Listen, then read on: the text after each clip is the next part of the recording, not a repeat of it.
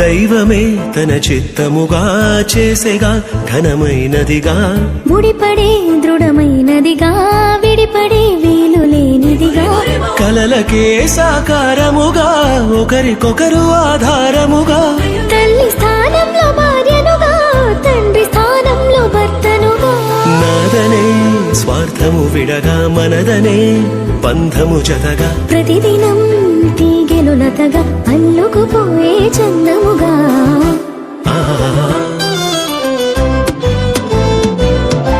పెళ్ళంటే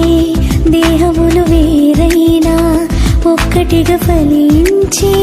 దైవ సంకల్పం పెళ్ళంటే ఇరువురు ఏకముగా